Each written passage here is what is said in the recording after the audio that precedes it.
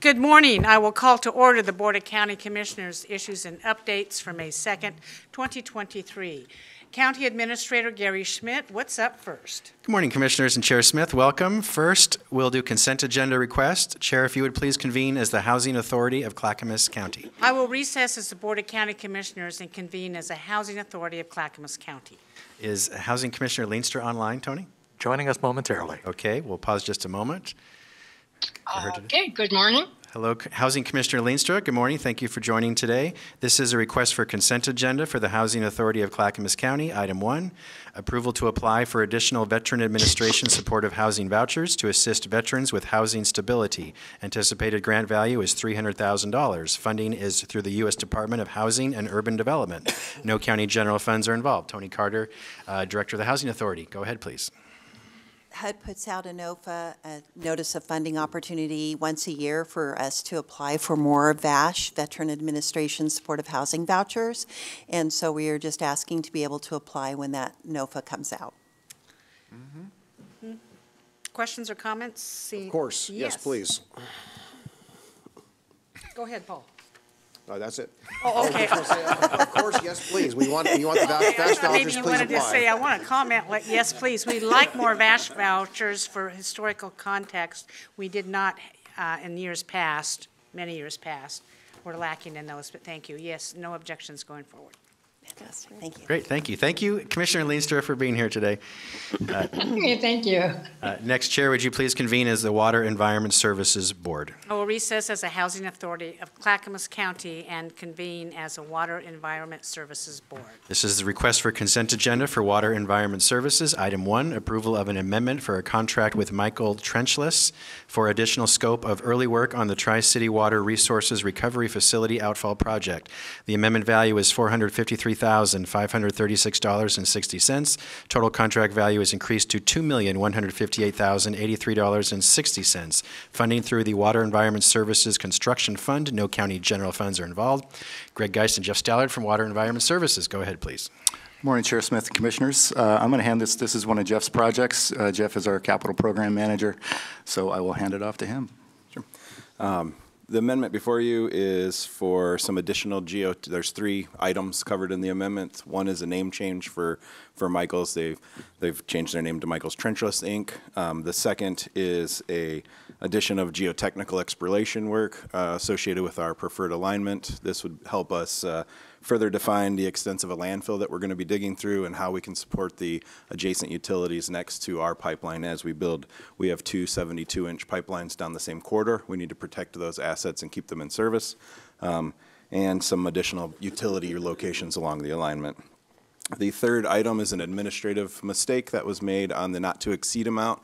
When we originally had the amendment, the original contract presented in August 11th of 2022. There's a design builder fee that should have been included in that not to exceed amount that was inadvertently not included in the not to exceed amount. That was a negotiated percentage markup on the lump sum amount that covers their overhead and profits is what the design builder fee is for. Questions or comments? See no objections. Thank you. Thank you. Thank you. Chair, would you now please convene as the Library Service District Board? I will recess as a Water Environment Services and convene as a Library Service District. You're now meeting as the Library Service District Board of Clackamas County. This is an advisory board and a commission appointment. Tony, go ahead, please. The Library Service District Budget Committee, staffed by Department of Transportation and Development, currently has 3 openings on their commission due to term expirations. Through a recruitment process, 2 applications were received and are recommended for appointment. Both applicants are new. Recommendation is Alan Mateco and Tammy Stemple to first terms. Move for approval. Seconded. Commissioner Savas has moved for the approval of the Library District Board members as presented, and who was their second? Commissioner Schultz second that motion. Any further discussion? I see none. Tony, please take the poll. Director West. Aye. Director Schrader. Aye. Director Shull. Aye. Director Savas. Aye. Chair Smith. Aye. Motion passes 5-0. Thank you very much. Thank you. Chair, would you now please convene as the Board of County Commissioners? I will recess as a library service district and convene as the Board of County Commissioners. You are now meeting as the Board of County Commissioners for the rest of this meeting. We are continuing with requests for consent agenda for regular county business. First up, Transportation and Development. Item 1, approval of an intergovernmental agreement with the City of Oregon City to transfer a portion of South Caulfield Road. Total value is $94,845. Funding through the Community Road Fund. No county general funds are involved. Dan Johnson, Transportation and Development. Go ahead, please. Chair Smith, Commissioners, good morning. We are here again talking about, we had this discussion a couple weeks ago about the possible transfer of this roadway to the City of Oregon City. The Chair had a number of questions regarding it. I'm just here to confirm a couple things. One, the current agreement does not dictate they spend those dollars, the city spend those dollars specifically on this road, but I can tell you those dollars are restricted, meaning they have to spend it on road improvements. I will also tell you that we have followed up with the City of Oregon City, and in this particular set of circumstances, they are intending to do some ADA upgrades to some deficient ADA ramps, and they are intending to do some surface treatments to some areas of the road that haven't been brought up to snuff for the city standards. So with that, I'd be happy to answer any questions you might have. Questions or comments on this? Thank you for checking in with the City of Oregon City as to the intent of this road transfer. Seeing no objections, thank you. Item 2, approval of an intergovernmental agreement with Clackamas River Water for the Redland Road turn lanes at Ferguson and Bradley Improvement Project. Total value is $348,698 until project completion. Funding through the Clackamas River Water. No county general funds are involved. That doesn't make sense. Dan, can you explain what the funding source, please? Yeah. So we're adding some left turn lanes at some intersections. Clackamas River Water has some infrastructure in those water lines in those areas that need to be upgraded, and they need to be relocated. For efficiency purposes, we do this quite often. When we have circumstances like this, we do agreements with entities, government entities, to combine that work into our work. It builds for efficiencies. It also builds, minimizes impact to our traveling public, et cetera. In this set of circumstances, this is an agreement with Clackamas River Water to include the relocation and upsizing of those lines as a part of our project. And it dictates that they will pay the cost to do that. Essentially, they'll reimburse the county for those services. Right now, it is estimated at the dollar amount the county administrator suggested for that work. The IGA also states that if the bids come back and that work is greater than that engineering estimate, that we will then go back and renegotiate and amend the IGA to increase it to the actual bid amount. So basically, it's this agreement is a reimbursement agreement with Clackamas River Water that they will be paying our costs to assist them in building their project. Okay. Questions? Yeah, I have a question. Yes, Commissioner Scholl? Clackamas River Water is responsible for dealing with a contractor to do that movement of the water line? No, we would be bidding it and incorporating it with our contractor in our project. Okay, thank you. Thank you, Commissioner Scholl. Seeing no objections going forward. Great. All right, thank you. Next, Health, Housing, and Human Services. Item 1, approval of the final 2023 Community Development Action Plan. No fiscal impact. No county general funds are involved. Denise Swanson, Health, Housing, and Human Services. Go ahead. Good morning, Chair Smith, Commissioners. Denise Swanson, Deputy Director, Health, Housing, and Human Services. So you will recall on this one that we conducted a public hearing at your April 13th BCC evening meeting to collect any additional feedback on our Community Development Action Plan. This plan implements the goals of the 22-26 Consolidated Plan and serves as the required annual application for HUD funding for Clackamas County and includes a list of our funding recommendations on CDBG proposals. We have not received any additional feedback and therefore request that the BCC approve and adopt the action plan. Questions or comments? Seeing no objections. Item 2, approval of the Federal Community Development Block Grant Annual Application. Grant value is $2,203,585 for 1 year. Funding is through the U.S. Department of Housing and Urban Development. No county general funds are involved. So this and the next two items that you're going to hear are all related to the action plan that we just discussed. This one is for you to approve for our annual application to receive the funds, and these dollars specifically provide for numerous community construction projects, public facility improvements, and public services throughout Clackamas County. Have those projects been identified? So for the next plan, this will be for 22-26, not yet. Okay. Yep. So that starts, applications for those start next fall. And this is for $2.2 million. Correct. Okay. Questions, commissioners? Seeing none, no objections.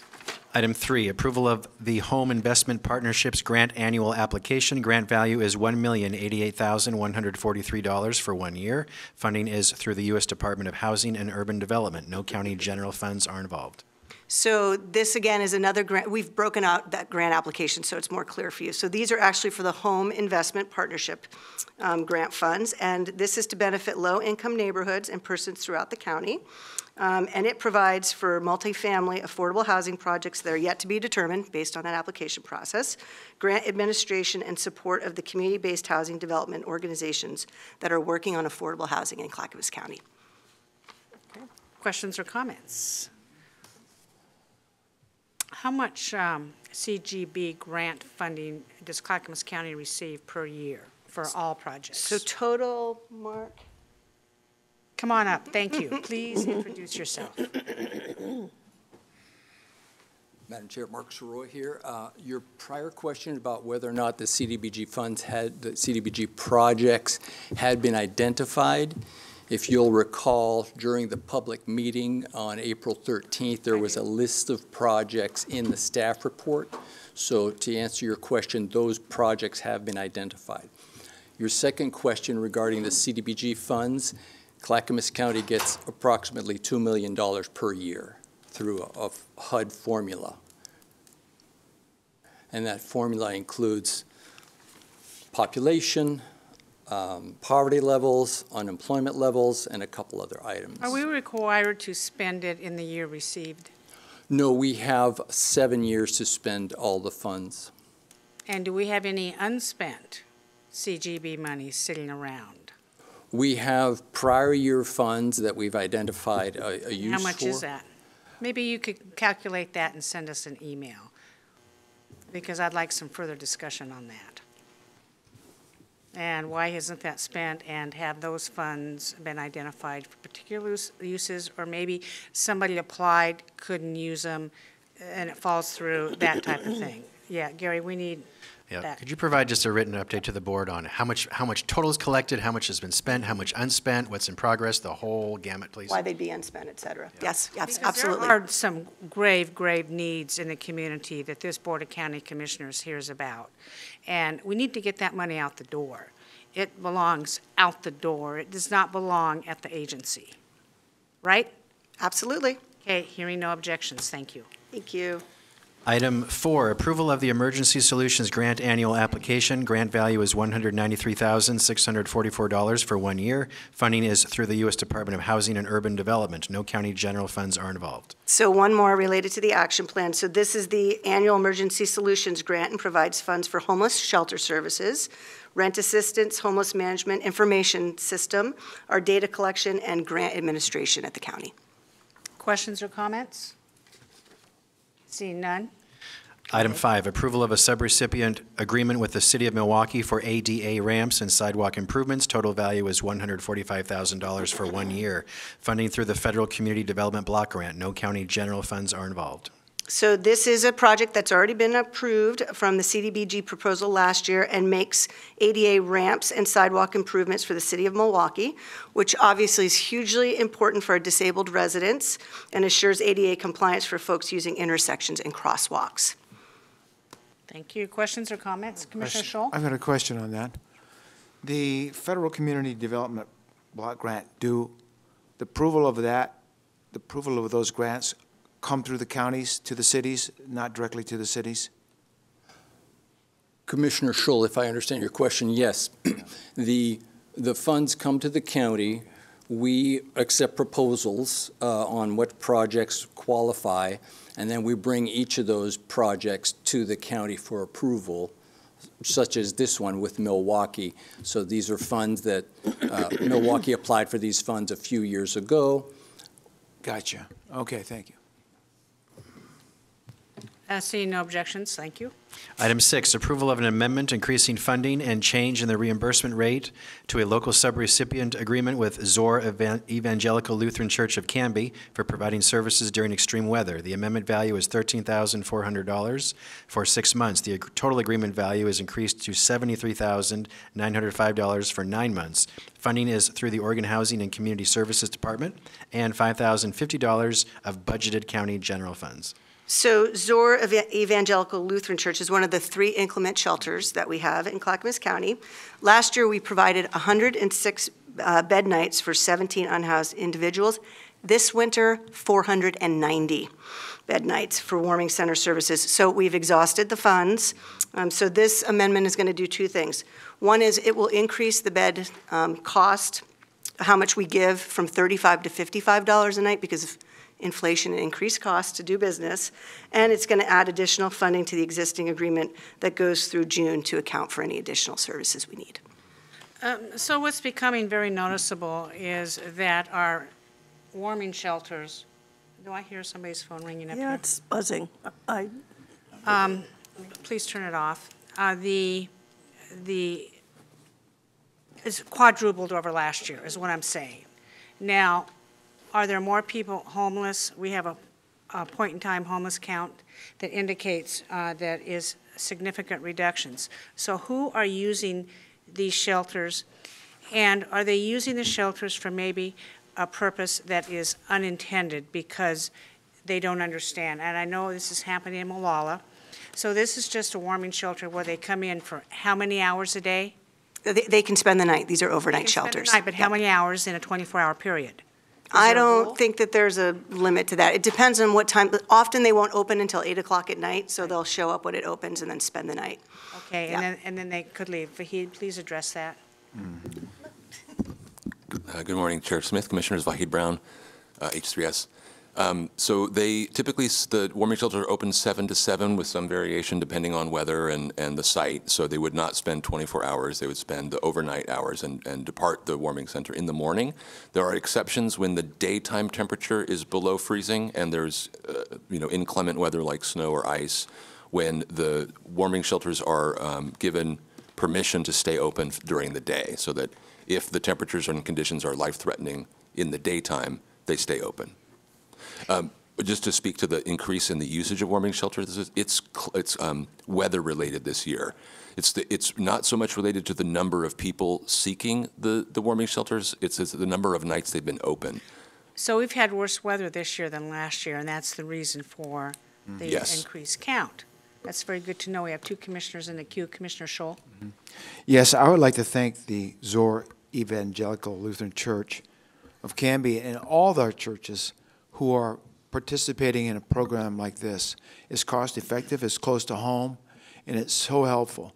It just goes to show that the solutions to homelessness are not just government, but government, business, churches, and others in our community. Thank you very much, Zor Evangelical Lutheran Church. Commissioner West. Thank you. Vahid, I'm so glad you're here today. I totally support this amendment, but I feel like that's, maybe this isn't a conversation offline. I feel like some of our warming shelters are under threat.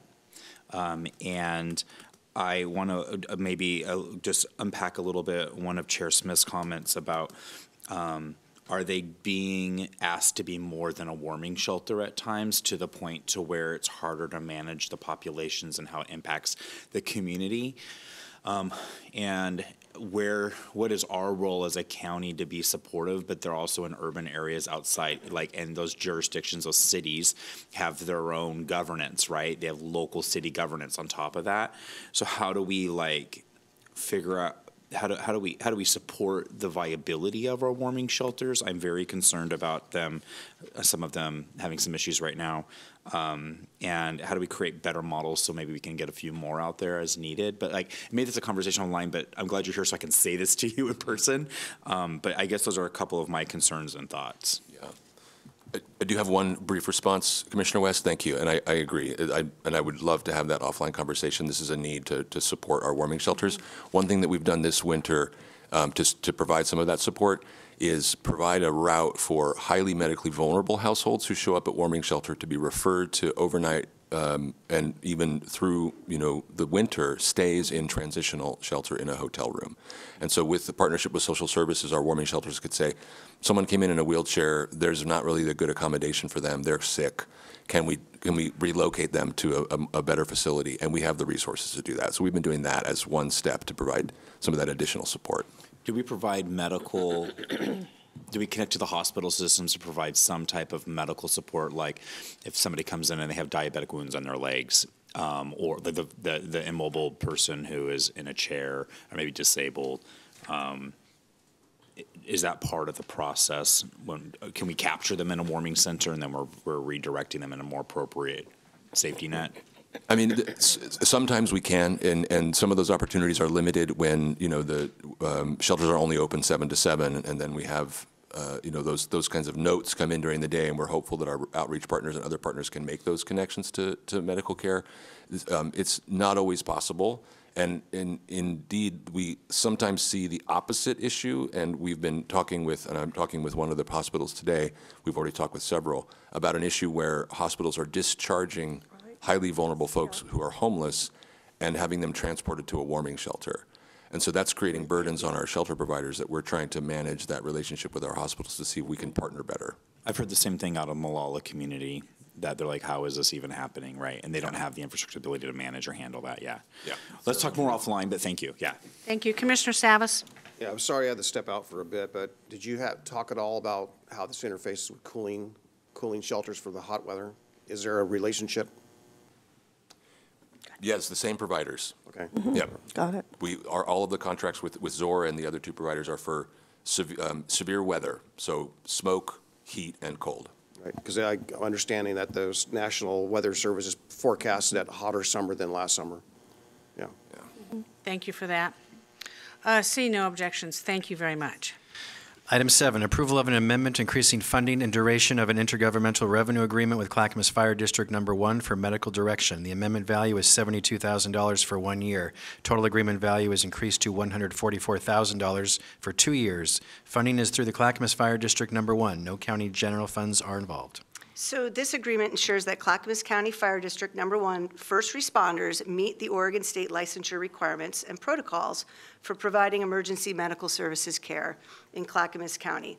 So they evaluate each EMS's provider's skill performance, give case reviews, roundtables, and other agreed upon educational activities, and manage and direct training and quality improvement programs.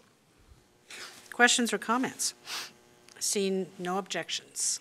Item 8, approval of a revenue intergovernmental agreement for job placement and job retention services with the Oregon Department of Human Services, Office of Vocational and Rehabilitation. The agreement value is $500,000 for 2 years. Funding is through the Oregon Department of Human Services. No county general funds are involved. So this agreement is through our health centers and provides job placement and job retention services to individuals with severe and chronic mental illnesses to help them find and keep jobs. During the fiscal year 21-22, Clackamas County Health Centers Division assisted 112 clients in gaining employment and retaining the position. Questions or comments? Seeing no objections. I do have a question, Chair. I'm sorry. Yeah. How do you integrate the services with our local workforce board, or is this pretty much separate? I think this one is separate because of the clients that we're dealing with, yes. Because it's really for a high barrier. It's a good question, and I will find out, Commissioner Schrader, if there is any intersection with that. Okay, thank you. Thank you. Okay, seeing no objections, thank you. Item 9, approval of a grant agreement with the Oregon Housing and Community Services Department for programs related to the governor's state of emergency due to homelessness. Total value is $4,435,294. Funding is through the state of Oregon. No county general funds are involved. Okay, last one. This is a little bit longer. So this intergovernmental agreement with the State of Oregon's Housing and Community Services Department will fund outreach and rapid rehousing programs and services associated with the governor's emergency order on homelessness, which was EO 2302, as you'll recall. As you know, on January 10th, the governor signed a trio of emergency orders intended to address the ongoing homeless crisis across the state. In late March, the Oregon legislature passed $200 million of affordable housing and emergency homelessness response package in House Bills 2001 and 5019 to fund additional investments in affordable housing and homelessness including to achieve the homeless prevention, shelter, and rapid rehousing goals associated with EO 2302. Our Housing and Community Development Division worked with the state partners at OHCS on a budget proposal to fund the programs and services to achieve the goals outlined for Clackamas County. The award funds $2.8 million for rapid rehousing to rehouse 130 households, $1 million for street outreach, and $700,000 for administration. This funding will help Clackamas County to address critical gaps in its system, particularly in our rural communities. We're working with our MAC group on program proposals and hope to have that process completed within the next month. Time is of the essence because these funds have to be spent by January 10th, 2024, which is 1 year from when the declaration was made. And additionally, we're going to get almost $1.9 million in funding for rent assistance, but that funding is going to come through our community action agencies, so we'll be bringing that grant back to you in a couple weeks. Yeah, I'd like to thank the governor for paying attention to our conversations when I asked that the rural communities is where in Clackamas County we really need to put an emphasis, because in our more urban areas, at least with the metro boundary, we have the SHS monies and the bond monies. And I'm not saying it for you folks, I'm saying it for the folks listening out there. Rent assistance is paramount. Everybody agrees with that as the governor, and I talked to the governor about the rent assistance, because preventing homelessness is much easier and less expensive than waiting till a person is homeless on the streets. That's very difficult. Commissioner Scholl. Yes, you mentioned the categories that this money could be spent on, but would it be possible to use some of this money for a treatment first, longer-term care, addiction treatment, mental health counseling, if we can find a place that offers some bed space? Is that possible? In other words, can we use some of that money to get a start in moving in that direction? I don't believe so, Commissioner Scholl, but we can examine the grant agreement and look at the eligibility criteria on the use of the funds and respond to the board in writing, but I don't believe so. Okay. Because this specifically is for the rapid rehousing, is specifically for people who are literally homeless. So the governor has an interest in taking people from tents, from the streets, and into housing. I know, and I understand that, but some of those people need this treatment. And so, anyway, keep that in your mind. If some money does come up that you can see that potentially could be used for us to begin referring some homeless people into that type of treatment, I'd appreciate hearing about it. Thanks. Commissioner Schrader. Oh, I didn't even realize I had my light on. Okay, So you put sorry it back on. Commissioner Savas, I believe, is next. Yeah, so I too appreciate that we've got these dollars to apply to the rural areas, and knowing, I'm assuming, and maybe you can talk about it a little bit later when we talk about the point in time, that the bulk of the population as we move farther away from Portland is probably less prone to needing treatment, and maybe more likely, the majority more likely just need the housing. So, but for when we say rapid rehousing, give me a picture of what that means in layman terms to the variety of types. Is it apartments? Is it, it's not shelters, right? It's something permanent, right? Right. So besides that, so is any kind of permanent housing? Any kind of permanent housing. It can pay for the staff that would help identify folks, work with them to find the housing, so the housing navigation case managers. So these funds can pay for that staff. The rapid rehousing part is the rent assistance, and it's not long-term. It's a short-term rent assistance.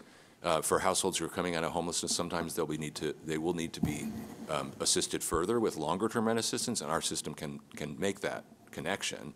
But these are the resources that can help get folks in the door.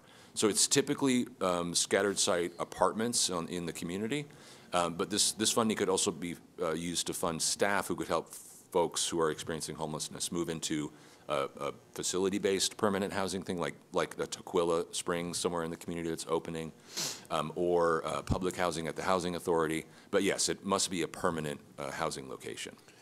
Just knowing that there's not a lot of that type of structures in the rural area, essentially that the options are a little bit more limited in the rural areas, and these apply to rural areas. So therefore, something I've wanted to talk about, and this might be, just to lay it out there for my colleagues, is that had another recent conversation with someone talking about how affordable mobile home parks are, especially newer mobile homes.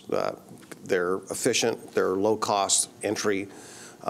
If we had more zoning, more areas in the rural areas zoned for that, that's very affordable and can well within the reach of programs like this. So I just want to put it out there. There's not a lot of options, and adding one option might be something we consider in the future.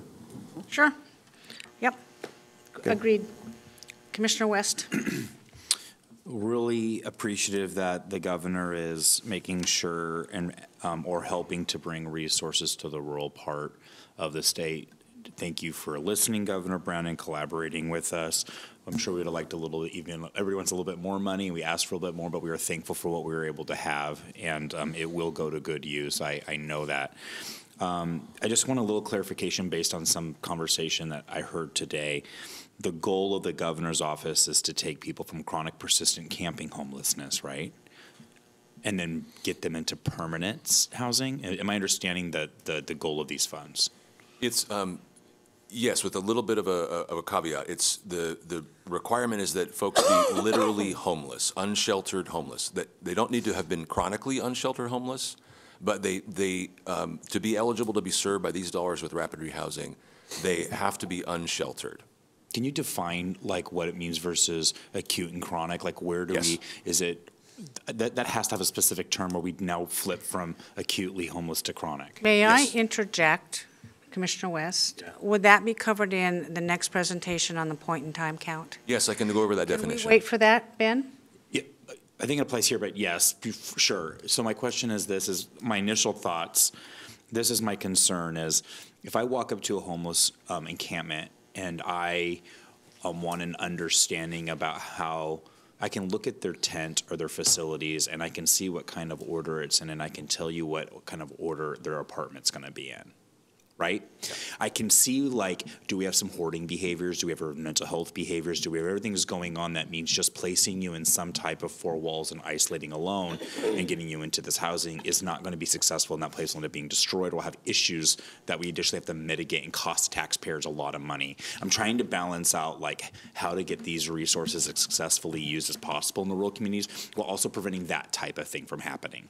Yes, and staff are thinking about exactly these considerations. The requirements do present that specific challenge to all the communities. The way the eligibility is defined, this is rapid rehousing dollars that can only serve unsheltered people. That's a challenge.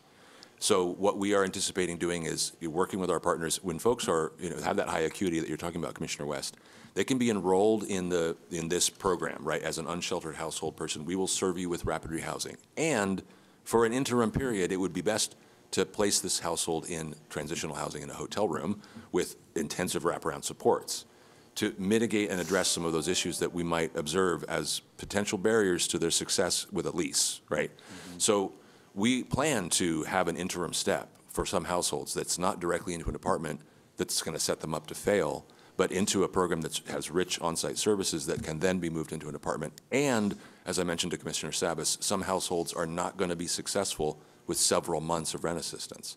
This will get them in the door, get the lease signed, and if we assess that they need further assistance, we do have those resources with HUD vouchers, the Regional Long-Term Rent Assistance, or ARLA voucher.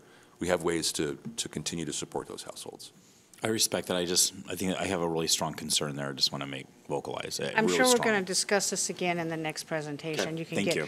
I'm trying to, Commissioners, I know your questions are important, but we're going to be discussing this in depth in this very lengthy 37-page report.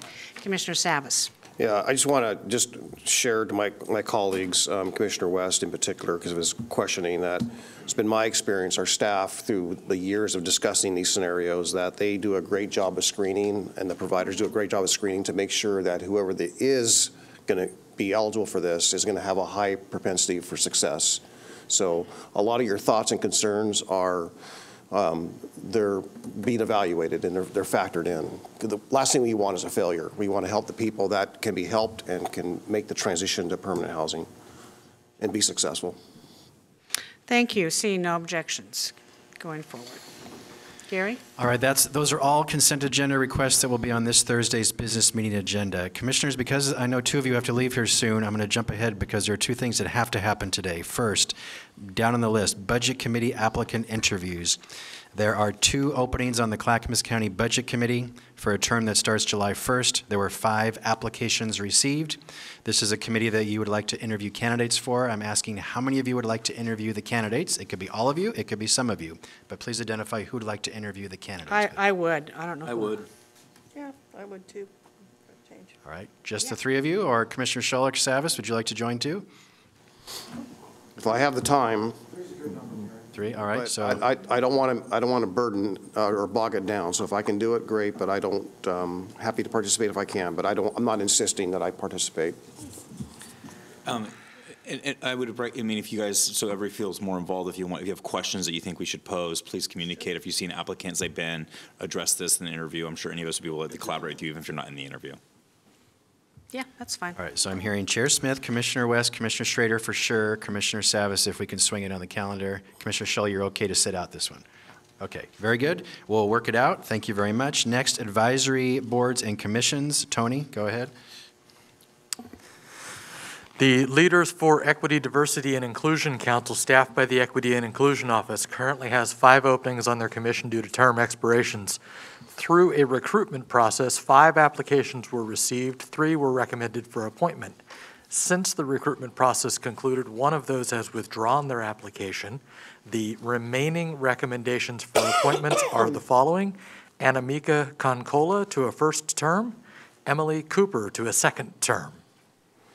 I will entertain a motion. Move for approval? Second. Commissioner Savas has moved that we appoint Anamika Concala and Emily Cooper to the Equity, Diversion, and Inclusion Council. Been seconded by Commissioner Schrader. Further discussion? Hearing none. Tony, please call the poll. Commissioner West. Aye. Commissioner Shull. No. Commissioner Schrader. Aye. Commissioner Savas. Aye. Chair Smith. Aye, motion passes 4-1. Thank you very much. What's next? Thank you. Next, legislative update. Trent Wilson will provide this update, and I'm sure he'll bring it up. There's late breaking news about tolling, and so this would be an opportunity, Commissioners, for you to discuss what we've just heard about tolling and a potential letter that you will send. So we'll put all of this together, but Trent, tee it up, please. Thank you. Good morning, Chair Smith and Commissioners and Administrator Schmidt. There's late breaking news about tolling. The late breaking news is that there's a press release just released this morning. I think you all received a copy of it from Chris Lyons, and so if you've seen it, basically does the same thing in principle as what the bill was trying to do last week that was introduced by 3 House members, Representative Neron, Walters, and Hartman. And so there's a lot of things happening in the last 6 or 7 days.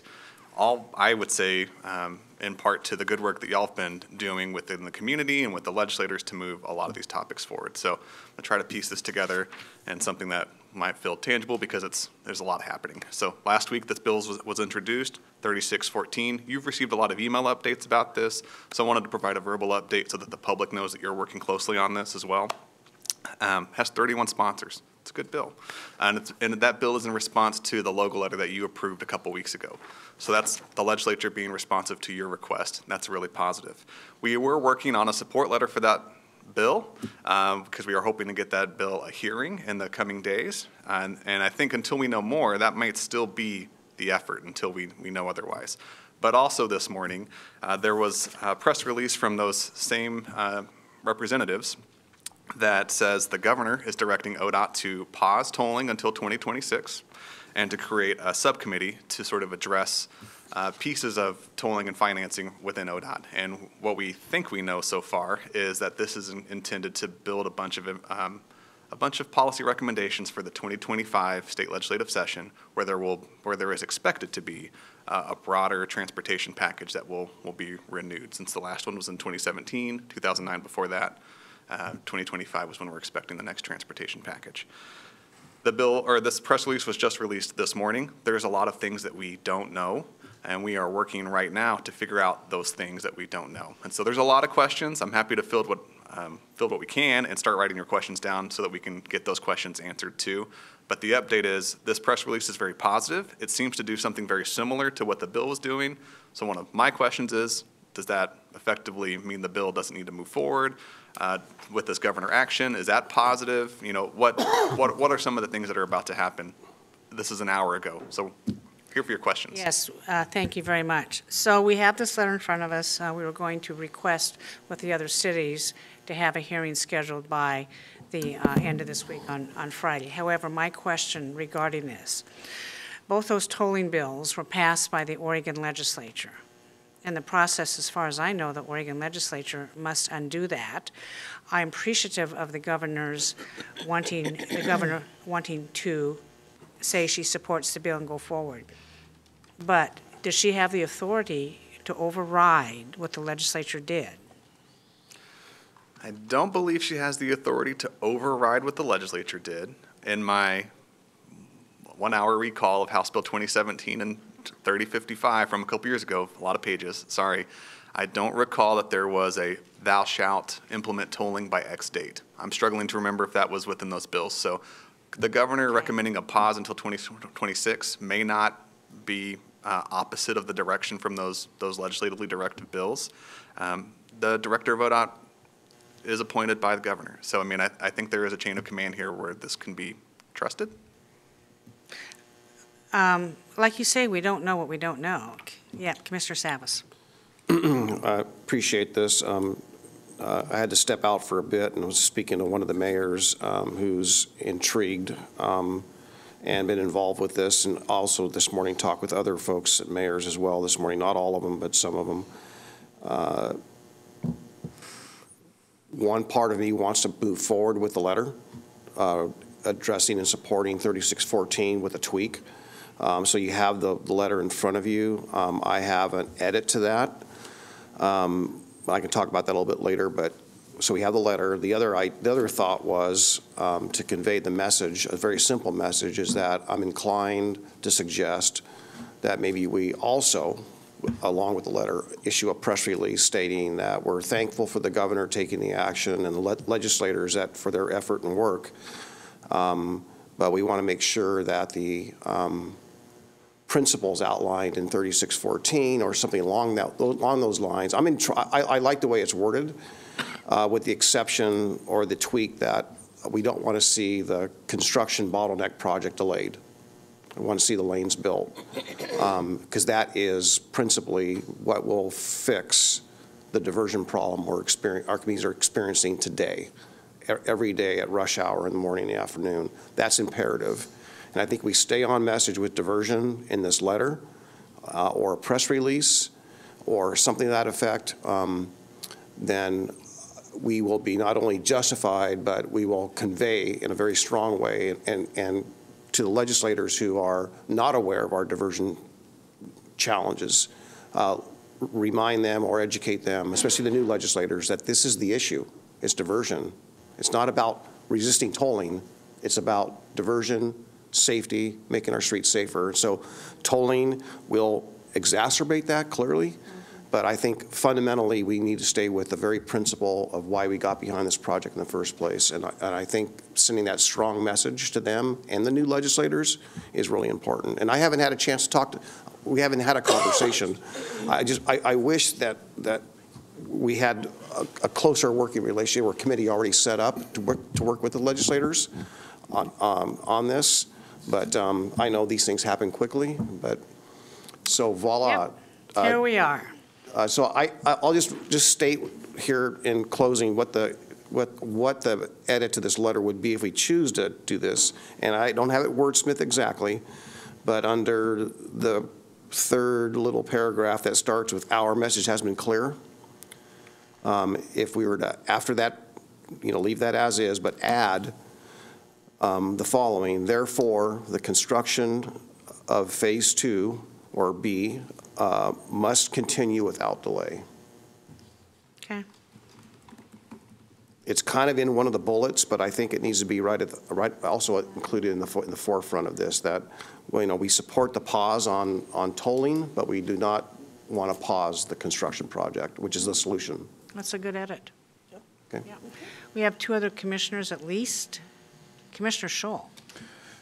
Trent, when the governor says that there's a pause on tolling until 2026, does she also mean that there's a pause on ODOT's work to purchase gantry equipment and infrastructure, and also a pause on progress towards coming up with a contract for a tolling management company? In other words, is the governor's intent to put a pause on tolling, period, end of sentence, or are there other things that are going to happen between now and 2026 that will enable ODOT to push the go button on tolling at some point in time in 26? Great question, Commissioner. That's one of the many that we are trying to figure out. The phrasing here is interesting. It says Governor Kotek will pause toll collections until 2026. Pause the what? Toll collections until 2026. So we are working right now to get a meeting with the governor's office. I mean, while you were speaking, got an email that said that the governor's office will release some sort of announcement today about this their relationship to this commitment. Yeah. So more as we know it. Yeah. I just want to make sure that this is not a wolf in sheep's clothing and a big surprise. Thank you very much, Trent, for your work. I know it's not probably an answer today, but we'll get it. Commissioner West. Commissioner Scholl, I agree with your sentiment that we need to have a healthy amount of skepticism with this effort. And trust but verify maybe approach. My question is, here's my thoughts. I think that I think this is truly to be binding and right. This needs to be a legislative action because it was a legislative action that got us here. And I appreciate the work of many of the legislators who voted for tolling in Clackamas County now trying to put a pause on it. I appreciate that change of heart, hopefully, or them finally seeing how it impacts their communities. But as we move forward, I support this letter and its edits. And then my other question is, I guess you already asked it. Press release. I think I agree with the press release, but I think it's very important that the movement of this happened because of our work, especially to the EA, giving the amount of data and technical support they needed with our 40-page document. The county cannot either, we won't have the authority to toll it or to stop it really, but our advocacy work is essential to this conversation today. And I want to make sure that we continue to voice our pathway and how we're leading. And I want to ask one last question. So on our press statement, one last question is, do we continue down our own independent path, asking for an EIS and doing what we're doing there? Is that still alive when we're doing that? Well, maybe we still we thank the governor, but we still advocate for the legislation to get a hearing. And then we still have IP4 because eventually people just need to be able to vote on this. Is that the correct? Am I seeing this correct? I see a nod from Scholl, but from Savas, but I don't know if that's, you can speak to that. So just related to Commissioner Scholl's question, it's a really good question about what is next. Yeah. And one of the questions that's already popped up amongst staff is, does this mean that ODOT will have to pause their work on NEPA as well? And we don't know, and we're working to figure that out too. Okay, thank you. Commissioner Savas. Yeah, what I like about HB 3614, one portion of that is the language about that the committee will be formed and details about that, but finding a solution, right? Or if the solution is that tolling's not the answer, but maybe vehicle miles traveled is, or a gas tax, vehicle registration, but there needs to be a means to fund the challenge, right? We have a challenge not only about projects, but in the future, about future transportation funding. So what I like about that is, and combining with maybe the findings of an EIS or further work, it might just prove that tolling's not worth the pursuit. Whereas the governor's announcements just postpones it to a certain date. So I don't know how that's reconciled if the committee's work is not about looking at alternatives, if indeed it's decided or a majority consensus is not to go forward. How that's reconciled in that public announcement, I don't know. But that's why I think staying with the support of the letter with those details emphasized would keep that framework in front of them and show support for that. I agree that locking it down legislatively in light of HB 2017 and HB 3055, that there needs to be a comparable bill, that legislation that cements this process in place. I want to commend Clackamas County staff and this Board of Commissioners for taking the lead on opposing tolling when others did not. And for years, we've been working on this. We have spent a considerable amount of money in answering the 2,000-page EA from ODOT when no other jurisdiction did. We spent the money, Paul. We spent the staff time. We got the other jurisdictions to join us. And we answered the 2,000-page EA with our own 36-page assessment of what they need to do to correct. Because of the actions of this Board of County Commissioners is why we have House Bill 3614, that the legislators finally started to pay attention to the citizens that they represent, because we all have the same constituency. With that in mind, I would like to accept this letter with the edits. Let's get to the letter first, and then we'll get to the press release. This letter was presented to me when I walked in the door this morning with the goal of getting all the other jurisdictions to sign on. Is that even possible by Friday's deadline? Trent? Great question, Commissioner. Yes, sorry for the late draft. We were working with, I think, Gary this morning to figure out if it made sense to come back to you on Wednesday or Thursday. This bill has not been assigned a public hearing yet, and so. Well, it needs to be signed to public hearing by Friday, is that correct? Yes, something needs to be scheduled. That doesn't need to happen by Friday, but it needs to be scheduled by Friday. So we have a little bit of time to go and collect logos or other signatures for this. If you approve it today, we can go do that. If you just want it to be a board letter, we can do that too. So Commissioners, that's our next question. Do we want to take the time to get the other jurisdictions, which is fine, but I don't want this delayed because the mayors or whomever in these other jurisdictions, because they're part-time mayors, I appreciate them, may not see this in the urgent manner that we see this. You know, we could go ahead and sign this on, send it down, and then also ask for the other jurisdictions to sign on and send down a second version with their logos on it, is where I'm inclined to go with this. Commissioner West, is your light on? Go ahead. I hope that we can be as efficient as possible to get our letter out.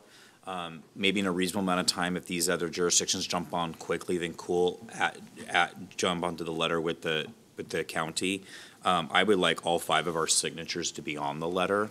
And then if we have to continue to submit what we got, and then they submit a second letter with additional signatures as they come in, cool. Friday sounds like tomorrow to me, in reality.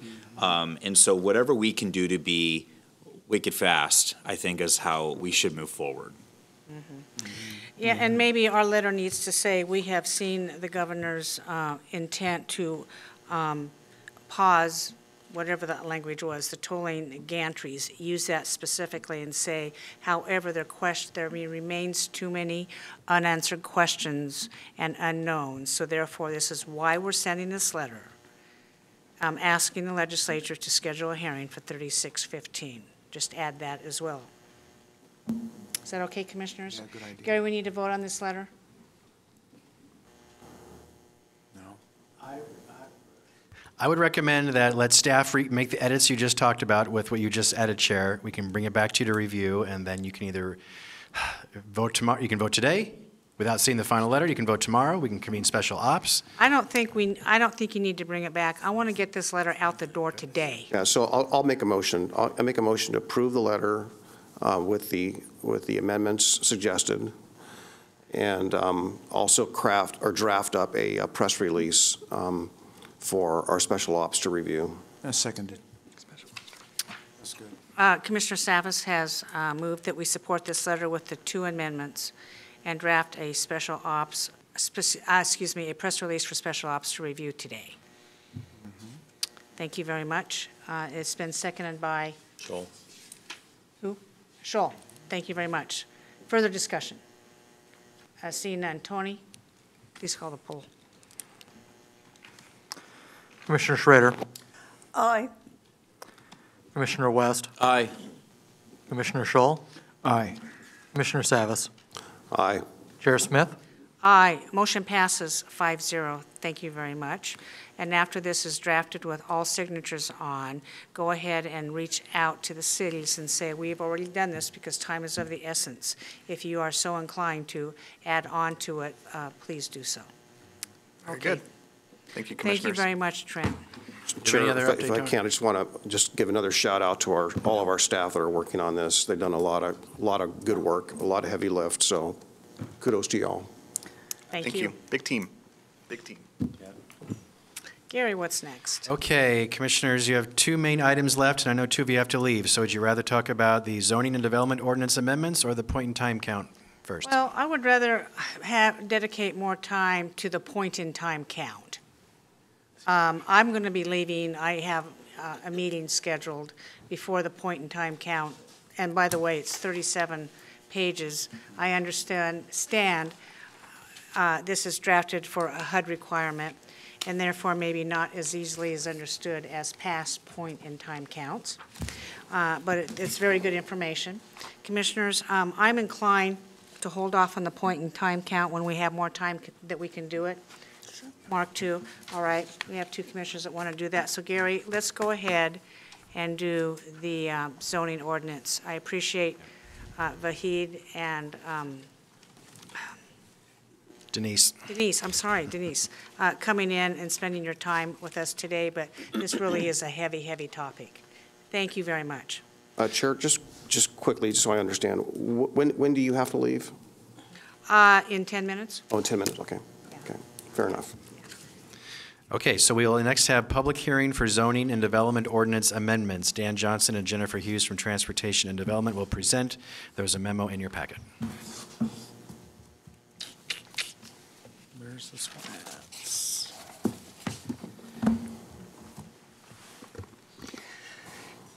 Chair Smith, Commissioners, Dan Johnson, Director of Transportation Development, and in the interest of time, I'm going to make this short and sweet. We have brought before this commission previously a discussion about a minor amendment package. That amendment package was approved to go forward by the previous board. These are amendments to our zoning and development ordinance, okay? The sections are identified in front of you and the materials in front of you. In short, these amendments, just to make sure we are clear, essentially reduce limitations, okay? We have had a delay, just to be open, honest, and transparent, we had a delay in moving this forward from the previous board's approval because of staffing issues. We've now found a little bit of bandwidth, we believe, to advance this now. We're looking to get time in front of the Planning Commission in June or July, and then a July hearing in front of the Board of County Commissioners. I have Jennifer Hughes here, our Plan Director, if you have any specific questions about these sections of the code. But in short, it removes restrictions and builds consistency throughout our ordinance, our zoning and development ordinance. So with that, happy to answer any questions. If we talked about this, it seemed like forever ago, and frankly, I thought it was passed, and then I was talking to somebody in the community who is waiting for these to come, and sure enough, they have not been approved by us. And assuming they are approved today, when do they take effect? So we'd be scheduling a hearing. You do have to hold a public hearing. And so Tony has held July 12th. They have to go to the Planning Commission first, and we have to do a 5-week legal notice before the Planning Commission. So that would be the timing, and then you would adopt a written order a couple weeks after your hearing, and they can take effect almost immediately after that. So these amendments have been drafted and I thought approved by this board with the addition of Commissioner West, really go to the quality of life of many of our Clackamas County residents. The lot of record, make it less complex and restrictive, and maintain, because our zoning was more restrictive than state land use law. That's pretty bad. And we didn't know it until it was pointed out, I'll say. Requirements, we had more restrictive requirements for forest template dwellings, which is not good either. The nonconforming use discontinuance period from 1 to 2 years. I I'm not even sure what that is, but that's not helpful. And then, too, something that everybody in the state uses at one time are the restrooms at government camp as we go over the mountain. So you want to talk about what that particular ordinance does, the restrooms? The community, and I'm sure Commissioner Savas will remember this because we had at least one meeting about it, and he had more than that. There are community members in government camp, members of the business community that are interested in providing for a public restroom, different than the rest stop idea along the highway, but an actual more of a pedestrian walk-up kind of facility for tourists in government camp. And our code does not provide for that in that sort of downtown core. And so this is a very simple amendment to draft, and it would provide a process for them to then get land use approval for that. They do have some funding challenges, I believe, that they're trying to work out to be able to do that. But we want to remove the regulatory barrier to them for moving forward. So who owns the land and who owns the restrooms? I don't know if I can speak to that. They were evaluating a site near, is it a museum? Commissioner Savas may need to weigh in on this. There's a small piece of land. It's complex, as Jennifer properly said. There's no cost. This is simply an amendment to the code that will allow it. It's not a means to fund it. And the details can be worked out, but the business community is the one who wishes to fund this, frankly. So. Yeah. They're just trying to get the legislative, or not the legislative, but the language, the roadblock out of this. And this is what this change does. And I guess I want to be clear, it wasn't the intent to restrict them. It probably just wasn't contemplated at the time. Yep. And this just simply allows the ability, because if our code doesn't speak to it, then it's automatically not viable. So this basically allows the flexibility in the code to provide for public restrooms in this area of our community. Yeah. Yes, and this is a good one. Commissioner Scholl? Yes, I support these 4 ZDO changes. Looks to me like they increase property rights to our residents, and I agree with all 4 amendments. Mm-hmm. Commissioners, I think we all agree with this. Gary, our action is to go ahead and schedule public hearings. Yes. And as soon as we can do this is July. Tony? We do it in June? Well, you have to have your My planning. understanding it has to do with. That's not the We clerk's. have to go to the planning commission Exactly, that's not first. the clerk's issue. It's our issue with our land use process and our notification requirements. Yep. Got it. Okay, well, Need a Go motion? As soon as we can, we'll be in front of you. thank you very much. Yep, thank you. I guess that. No motion necessary. We'll get this moving. Thank you. For schedule. Okay. Thank you. Next, your business meeting review for this Thursday, May 4th, 2023, 10 a.m. business meeting. You have 2 public hearings. One is the final hearing on the Canby Area Parks and Recreation District boundary change. Second is Water Environment Services, second reading on the regulations and rules for Water Environment Services. And all the consent agenda items from today's meeting you agree to move forward. If you have any questions on any items, please let me know, and staff is happy to answer it for you before Thursday. Last item today is Commissioner Communications.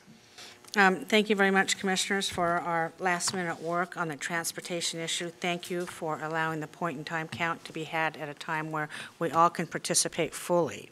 We will now go to Commissioner Communication. However, I need to leave for our meeting, so I will pass the gavel down to Vice Chair Scholl. Thank you very much, and we will see you later. Have a good lunch. Commissioner Savas? Yep, thank you. Appreciate you all covering my partial absence last week. Was able to get a project at my house pretty well underway, almost completed, but pretty well underway. However, I still was working. Was at the RT, the Regional Tolling Advisory Committee meeting last Monday, not yesterday, but the Monday before, and continued on that dialogue. A lot of moving pieces and other conversations throughout the week. So. I just want to say appreciate you covering my absence in that time. Hard at work, and I'll be leaving to go to Salem here pretty soon myself. So regarding the tolling, so been talking with other elected officials and other interested parties on this, and hopefully we'll get into a good place. But it sounds like, again, there's momentum to put a pause on tolling. So that's progress, but the details. Are yet to be resolved. Well, good luck, Commissioner Savas, coming back with some more of those details. Have a safe trip. Commissioner Schrader, what do you got this morning? Well, I think we all this past week attended the Oregon City Business Alliance lunch on solving homelessness. It was a great opportunity to see what the coalition has been doing here in our county. And their notion, which I think is a very good one, is to have a one-stop shop with 3 of our major nonprofits that provide services. And to me, that's a good step because it's been community generated. It seems to have garnered significant support, so I'm looking forward to see how that project moves forward and how it dovetails with the notion of recovery models that Commissioner West and my colleagues have been looking at in terms of helping people get off the streets. The other thing of significance this past week is we had our first budget committee meeting. More to come on that. It's going to be a difficult budget period. I believe, probably one of the most difficult that we've had since I've been here, but I know we'll prevail, and I'm very grateful for those volunteers and for the people that want to move forward as our citizen board to have those eyes on how we manage taxpayer dollars in this county. And lastly, I had an opportunity this week. I serve on the board of the Community Fund with the Grand Ronde Tribe. I'm one of their board members. Chip Lazenby is the chair. We had our retreat this week. I attended Thursday by Zoom because I didn't want to miss our business meeting. Okay, and that was really good. And then Friday morning, I was able to drive to Newport where they were having the retreat and spend the rest of the day with my colleagues on that board, looking at what our projects are going to be, what are the metrics we're going to be using, how we help choose who we're going to be funding, and more importantly, the umbrellas that we look at. We look at everything from things like houselessness and human services to environmental remediation to a plethora, just a whole list of things. And one of the things that Chip said to me that I thought was pretty interesting is that the Oregon Community Foundation is the big gun and, big folks here that really do cover the entire state. We do as well, but we tend to focus more on those nonprofits that are kind of right on the cusp of really beginning to grow and provide capacity in the communities. So he kind of, we had a good chat together, talked about old times. He used to work for Governor John Kitzhaber, and I knew him way back in the day. And he said that through the years as he has worked on these issues, that he thinks that our contribution as a board and the dollars that the Grand Ronde actually provides to the community is significant because of the capacity building that we have. So it was a great conversation. It's an honor for me to serve with those folks, and it's one of the things I really enjoy, the opportunity to be a commissioner. So, okay. Thank you, Commissioner Schrader. Yep. Commissioner West, what's new? Last week, on Thursday, I got to go to Salem and testify not on just behalf of myself, but on behalf of the Clackamas County Board of Commissioners in support of Senate Bill 449. If you all remember, that is the bill to help kids that are adopted out of foster care to not lose free in-state tuition. And so this is something I think I'm passionate about that will make Clackamas County stronger, help people that are vulnerable in our community. We know that a child that just touches foster care is significantly more likely to not ever go to higher education or even finish high school and have significant challenges moving forward.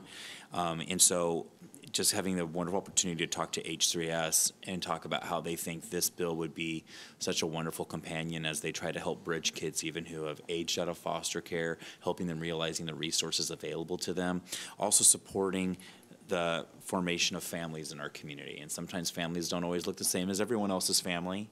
And sometimes we, but the families nonetheless, and they're important to our community. And strong, stable family units are bedrock to a strong civil society.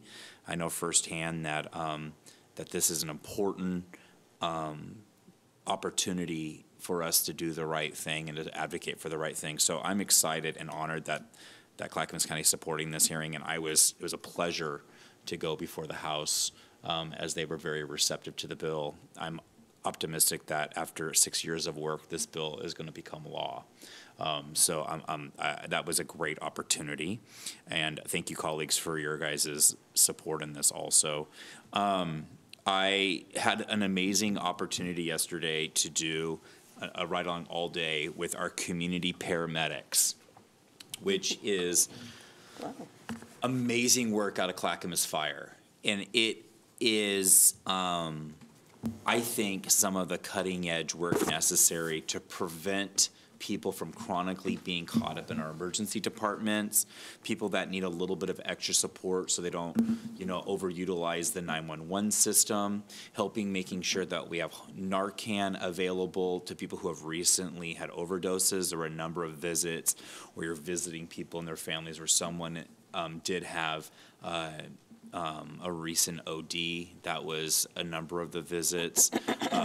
Working with loved one, father's heart, to figure out where those, even making sure people have their diabetic medication so that and helping them understand like how to store the medication, working with at-home nursing. It is a really great preventative measure that starts downstream and to keep people out of the system and out of the hospital system to get the supports they need. And then their ability to take people that were really, really high users and drive that number down has been amazing.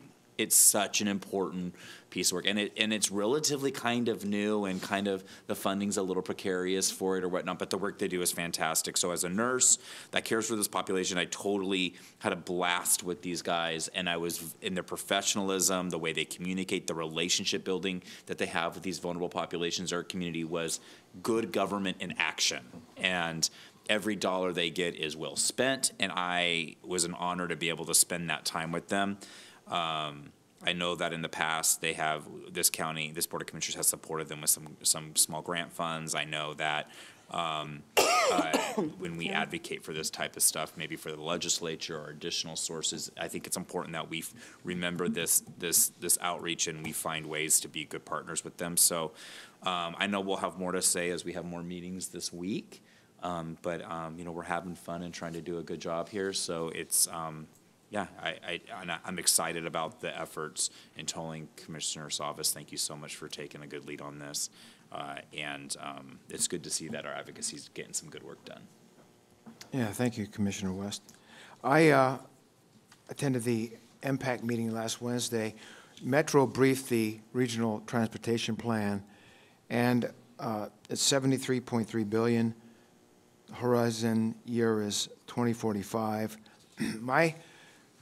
As I look at this, my concern is the amount of money that comes down to Clackamas County for actual roads and bridges gets to be pretty small. There's $1.62 billion to Clackamas County for total constrained capital projects. But in that $1.62 billion, it's not just for roads and bridges.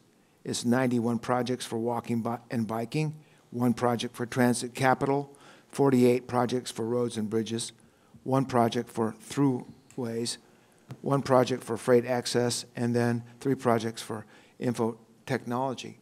So when it gets right down to the money that we're going to have in this RTP between now and 2045 for actual roads and bridges in a county that's car, truck, and traffic lane intensive for transportation, I don't see Clackamas County changing significantly between its need for transit and car and truck traffic lanes between now and 2045.